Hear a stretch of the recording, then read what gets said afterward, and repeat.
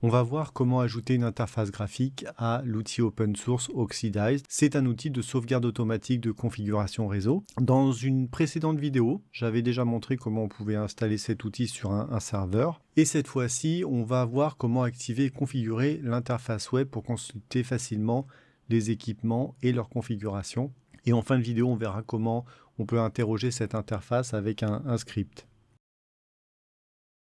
Alors on va déjà se connecter sur le serveur sur lequel est installé Oxidize et puis on va ajouter l'interface web au produit avec la commande j'aime install Oxidize Web.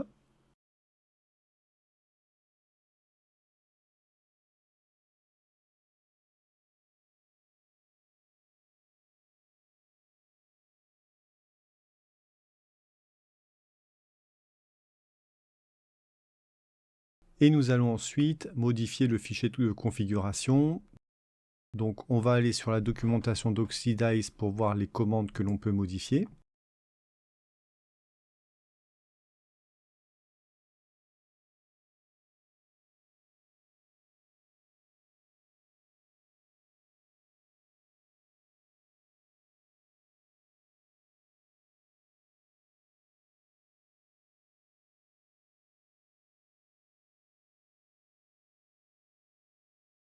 Donc on active l'interface et puis on peut entrer les différentes options pour se connecter.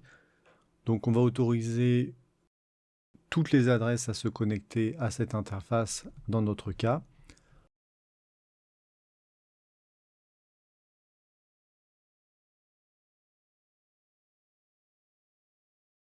Par défaut, c'est le port 8888 qui est utilisé, mais on peut le spécifier ou mettre un autre port avec la directive port. On peut ajouter un URL préfixe si on le souhaite. Je vais le laisser par défaut.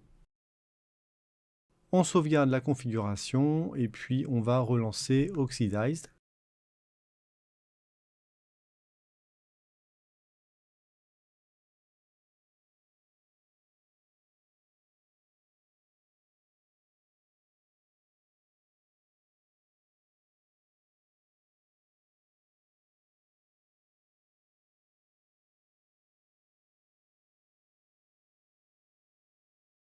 On peut vérifier que notre serveur tourne bien sur le port 8888. Et bien sûr, si on a un pare-feu, il faudra ouvrir ce port. On peut maintenant se connecter à l'interface sur le port 8888. Et on arrive sur la page d'accueil d'Oxidize. On peut voir la liste des équipements. Bon, dans mon cas, il n'y en a qu'un seul, mais s'il y en avait plusieurs, on en verrait plusieurs. Le statut, la date de la dernière sauvegarde. Et en cliquant sur cette icône, on accède à la configuration enregistrée.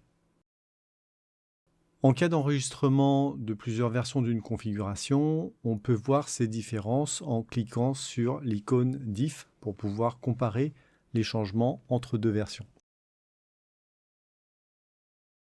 Donc cette interface est pratique pour consulter rapidement les configurations depuis un navigateur. Maintenant, on peut voir qu'on peut également intégrer les configurations à des scripts ou à d'autres logiciels avec un get sur le serveur. Alors voilà un exemple avec la commande curl.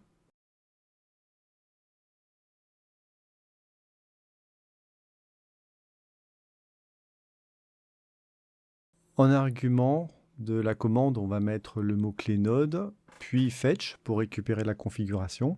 Et ensuite, on va rentrer le nom du serveur. Alors dans mon cas, le nom, ça va être l'adresse IP.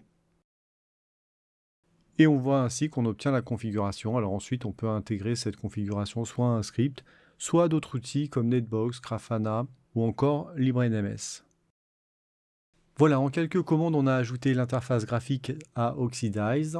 On peut voir qu'on peut consulter les sauvegardes rapidement directement depuis un navigateur et puis on a testé l'API pour récupérer les données pour les intégrer, pourquoi pas dans un autre logiciel ou pour filtrer sur ces configurations.